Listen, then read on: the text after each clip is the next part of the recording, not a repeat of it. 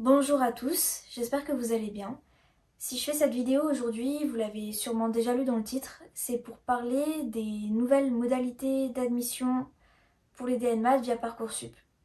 Celles-ci ont changé l'année dernière, sont mises en application cette année avec pas mal d'indulgence et seront vraiment mises en application l'année prochaine. Je pense donc que c'est le bon moment pour faire une petite vidéo mise au point. Il reste encore quelques semaines pour boucler les books, les dossiers.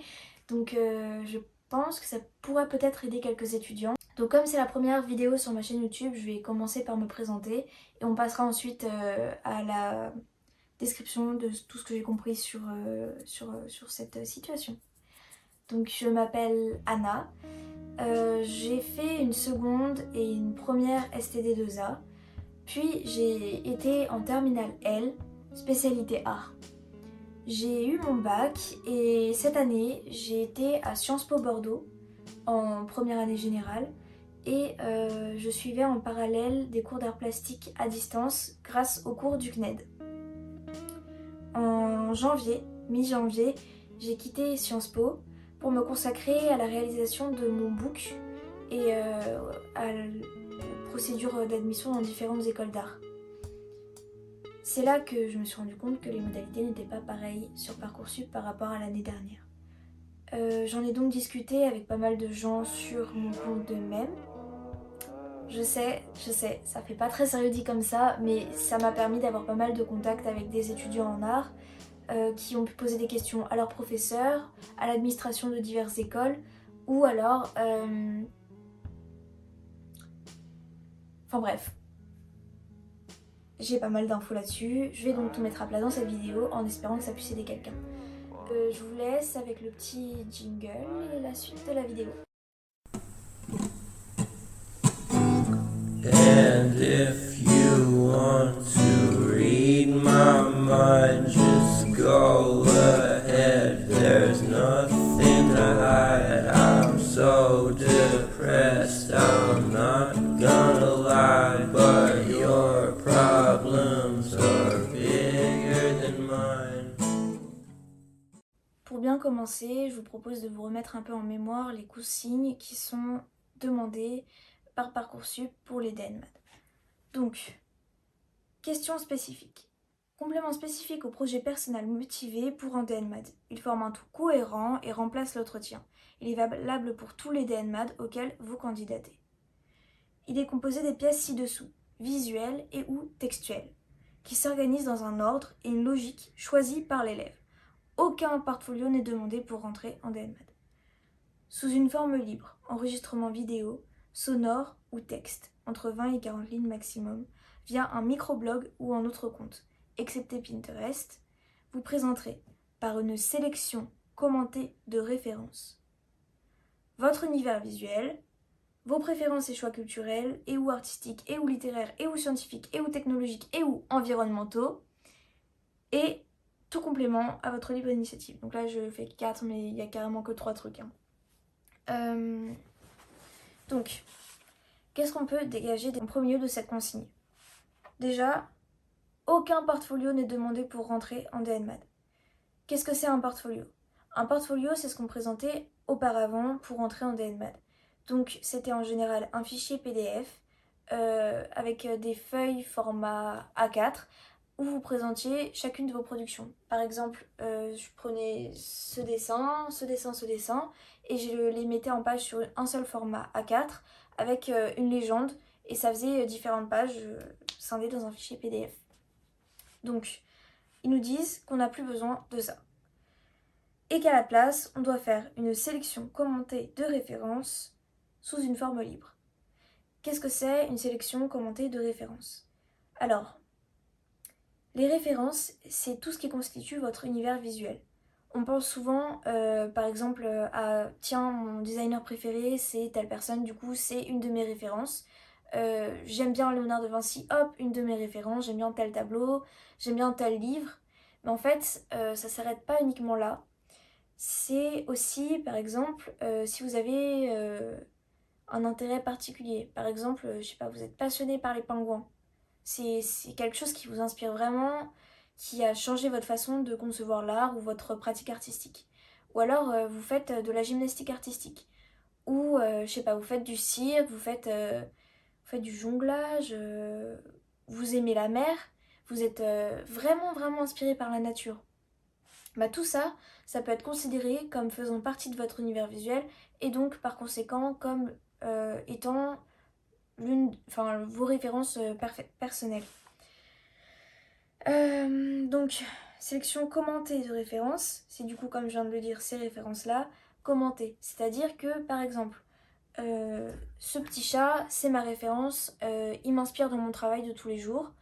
Bah, si je fais par exemple sous un format de microblog, je vais mettre la petite photo de mon chat et en dessous de la photo, je vais mettre une légende avec marqué pourquoi ce petit chat m'inspire, qu'est-ce que c'est comme objet, qu'est-ce qui m'inspire, qu'est-ce que ça a changé dans ma pratique artistique, ce genre de choses. Je pense que vous avez à peu près compris où je veux en venir. Donc, ce qu'il nous demande, c'est ça. Plus de présentation de nos productions et à la place, une sélection commentée de nos références qui permet de percevoir notre univers visuel. Sauf qu'à la fin, il y a la petite phrase « tout complément à votre libre initiative ». Et ça me pose problème. Pourquoi ? Parce que ça me semble complètement dingue que les écoles d'art réussissent, elles en sont capables, mais puissent sélectionner des élèves uniquement au travers de leurs références. Parce que du coup, la marge de création est très limitée. Vous me direz qu'il y a la forme libre, ce qui permet de faire une vidéo. Par exemple, si vous voulez rentrer dans un DNMAT d'audiovisuel, bah, lâchez-vous sur la vidéo, faites un montage incroyable. Je sais pas, présentez-vous, mettez plein de petites références cachées à vos films préférés et après justifiez ça pendant votre vidéo. Mais le tout complément à votre libre initiative, ça me rend folle parce que je sais pas jusqu'où on peut aller. Est-ce que ce serait pas possible, par exemple, de considérer que mes productions personnelles, ça fait partie de mon univers visuel et ça fait partie du coup du complément à ma libre initiative que du coup j'inclus dans mon microblog. Pourquoi ce serait pas possible? Est-ce qu'ils l'ont spécifié? Non. Donc voilà, vous avez à peu près compris le problème, je pense. Donc maintenant, je vais en venir aux solutions qui m'ont été apportées par d'autres élèves soit en école d'art, soit pas encore en école d'art, mais qui ont discuté avec les administrations d'école ou avec leurs professeurs des ST2A, qui leur ont permis d'éclaircir un peu les demandes. Donc, ce qui est principalement ressorti, c'est que tout dépend de l'école à laquelle vous voulez postuler. Par exemple, il y a certaines écoles qui étaient totalement contre cette réforme, qui ont même manifesté dans la rue parce qu'ils considèrent qu'ils ne peuvent pas sélectionner des élèves uniquement au travers de leurs références, mais qu'ils ont pour cela besoin de leur portfolio, donc de savoir de quoi ils sont capables artistiquement parlant. Et à l'inverse, il y a d'autres écoles qui considèrent que c'est une bonne manière de faire, que c'est moins pénalisant pour les élèves sortant du bac, que c'est moins discriminant, etc. Donc c'est très important de savoir quelle est la position de votre école là-dessus, de l'école à laquelle vous voulez postuler. Ensuite, ce qui est principalement ressorti, c'est aussi que beaucoup d'élèves vont jouer la carte du c'est la première année, on ne sait pas trop, du coup les écoles sont indulgentes. Et effectivement, les écoles seront indulgentes. Et donc cette carte permet de faire par exemple un microblog avec une section pour les références commentées et une seconde section pour votre portfolio. Ce qui fait que l'école, si elle décide de ne regarder que vos références commentées, elle peut le faire, elle regarde que ça. Mais si jamais c'est une école qui requiert un portfolio, elle peut cliquer sur votre portfolio. Et même chose, ça peut être aussi, si vous faites un texte entre 20 et 40 lignes, vous faites votre texte sur vos références commentées et à la fin, vous insérez un petit lien avec un lien sur par exemple un Instagram, un Tumblr ou un site ou même une vidéo YouTube dans laquelle vous présentez vos productions artistiques. Ça permet de laisser de la marge et cette année tout du moins, je pense vraiment pas que ce sera pénalisé. Je pense que ce sera probablement même valorisé. Après, il faudra voir l'année prochaine si ce sera toujours le cas. Et pour le savoir, il n'y a pas d'autre solution, il faudra se renseigner auprès des écoles. Donc voilà, je pense que j'ai pas beaucoup plus de choses à rajouter. Voilà, 2 solutions. 1, vous vous renseignez auprès des écoles. 2, vous êtes malin et vous faites un peu des deux en espérant que ça passe. J'espère que ça aura quand même pu vous aider à peu près. Je pense que juste après, j'ai fini de parler, je vais mettre quelques exemples de ce que c'était de ce qu'on faisait avant pour les portfolios. Je vais vous présenter aussi ce que moi j'ai décidé de faire. Et enfin, je vais terminer en vous souhaitant bonne chance. 12 seconds later. Alors, je vais maintenant vous montrer ce que je compte faire pour Parcoursup puisque mon site n'est pas encore terminé. Ce que j'ai fait aussi pour d'autres écoles d'art, pour d'autres dossiers, mais qui pourraient peut-être vous donner des inspirations pour Parcoursup. Donc, pour Parcoursup, j'ai décidé de créer un site sur Squarespace. J'ai une amie qui fait ça sur la suite Adobe, donc c'est très très bien si vous voulez créer un site très personnel. Mais vous pouvez aussi créer un site sur des sites qui sont gratuits comme Wix, SimpleSite ou même Tumblr. Donc là c'est pas du tout fini, c'est une version encore modifiable. Mais ce que je comptais faire au départ, c'était du coup un site très simple comme ça avec mon nom. Et là ce serait une page par projet. Donc quand on clique dessus, ça mène vers une mini page où du coup on peut écrire des textes, rajouter des photos. Ça c'est pas mes productions, hein, c'est un site exemple.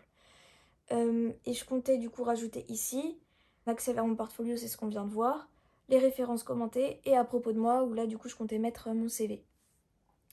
Sauf que là, je pense plutôt que je vais essayer de faire en sorte que les références commentées soient là et après qu'il y ait un accès au portfolio ou enfin, en tout cas je vais faire en sorte que les références commentées s'affichent vraiment en premier. Ensuite, ce que j'ai fait pour d'autres écoles. Donc ça c'est pour les Gobelins. Donc fallait publier ces productions les unes à la suite des autres. Donc ça peut être bien aussi pour Parcoursup. Faut savoir que Tumblr c'est gratuit, donc c'est sympa de ce point de vue-là, et puis il y a quand même pas mal d'outils. Après, le souci c'est que on peut pas faire 2 sections, il faut vraiment que tout soit publié à la suite. Donc ce que je vous dirais de faire à ce moment-là, c'est peut-être de publier en premier vos productions, de la plus ancienne à la plus récente, hop, ça monte comme ça. Et quand vous avez fini de mettre vos productions, vous mettez, je sais pas, un billet où il y aura marqué si vous voulez voir mes productions, regardez en bas. Et par-dessus ça, vous commencez à publier toutes vos références commentées. Ce qui fait que le jury, quand il va arriver sur votre profil, donc il va arriver comme ça, hop, là il y aura vos références commentées. Et quand il va commencer à descendre, il va arriver du coup au billet, il y aura marqué descendez si vous voulez voir mes productions. Et il aura le choix soit de s'arrêter là s'il veut pas voir vos productions, soit de continuer et du coup d'arriver sur vos productions. Donc ça me semble être le plus simple. Ensuite, vous pouvez aussi faire un texte. Je pense que l'idée du texte n'est pas bête du tout parce que ça peut vous prendre moins de temps que tout le reste, surtout si vous êtes plutôt doué à l'écrit. Donc il vous suffit de décrire vos références, d'expliquer en quoi elles vous inspirent, dans un texte de 20 à 30 ou 40 lignes il me semble. Et à la fin, vous pouvez rajouter un lien vers vos productions. Ça me semble vraiment simple, efficace, vraiment, voilà. Ça me semble être une très très bonne solution, surtout si là vous n'avez pas commencé à faire votre book. On est le 13 mars, vous avez jusqu'au 8 avril, donc ça peut vraiment être un bon pari, ouais. Voilà, donc à la prochaine et bonne chance.